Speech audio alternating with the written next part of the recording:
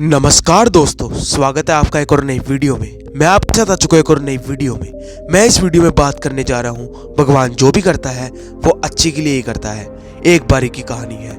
यमराज अपने यमदूत को धरती पर भेजते हैं एक स्त्री की आत्मा लाने के लिए।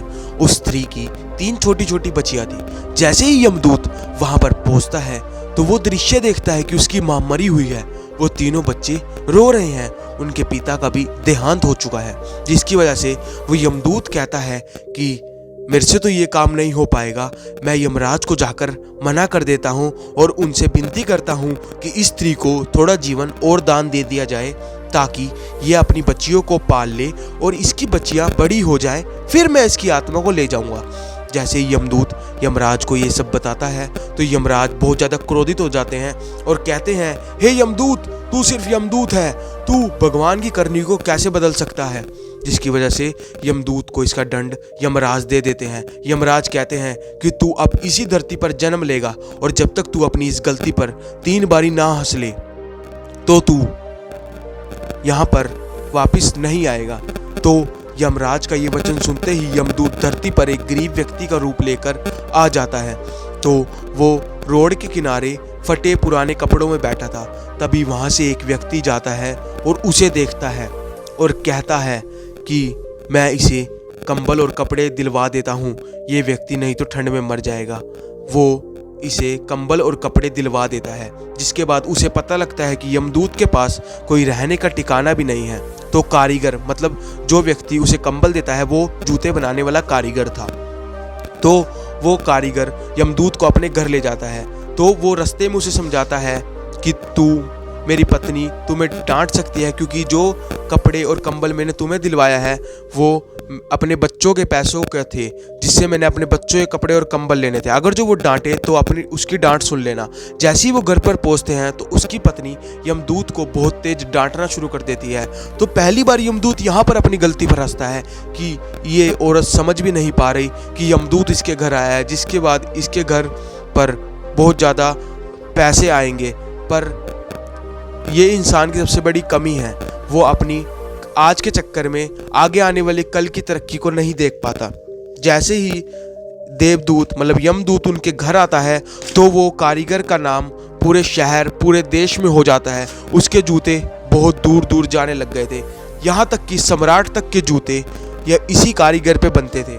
तो एक बारी सम्राट के महल से एक व्यक्ति आता है और उन्हें ये चमड़ा देता है और इस चमड़े से कहता है कि यहाँ पर राजा के बहुत बढ़िया से जूते बना दिए जाएं।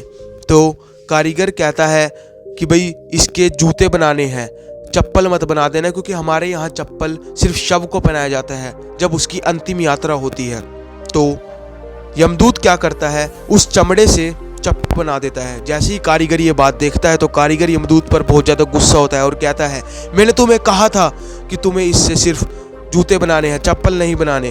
तभी सम्राट के वहाँ से एक व्यक्ति भागा भागा आता है और कहता है कि मैंने जो तुम्हें चमड़ा दिया था उससे तुम्हें अब जूते नहीं चप्पल ही बनाने हैं, क्योंकि यमराज का देहांत हो गया है। जिसके बाद यमदूत ये देखकर बहुत ज़्यादा हंसने लग जाता है कि ये दुनिया कितनी जालिम है, अच्छा काम करो तो दिक्कत, ना करो तो दिक्कत। तीसरी, एक बारी वो 3 और महिलाएं जो छोटी थी वो इसी कारीगर के पास आ जाती है, एक बूढ़ी महिला के साथ जो कि बहुत ज़्यादा अमीर थी।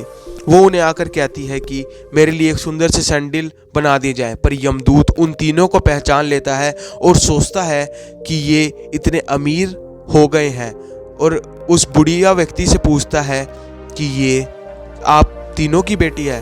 तो बुढ़िया जवाब देती है कि ये तीनों मेरे घर के साइड वाले घर में रहती थी, जिनकी माँ बचपन में ही गुजर गई थी। मेरी कोई संतान नहीं थी और मेरे पास बहुत ज़्यादा धन था, जिसके कारण मैंने इन तीनों बच्चों को पालने का अवसर नहीं छोड़ा। मैंने इन्हें अपने बच्चों की तरह पाला और अपनी सारी धन ऐश्वर्या इनको दे दी। जिसके बाद यमदूत अपनी गलती पर दोबारा से हंस देता है।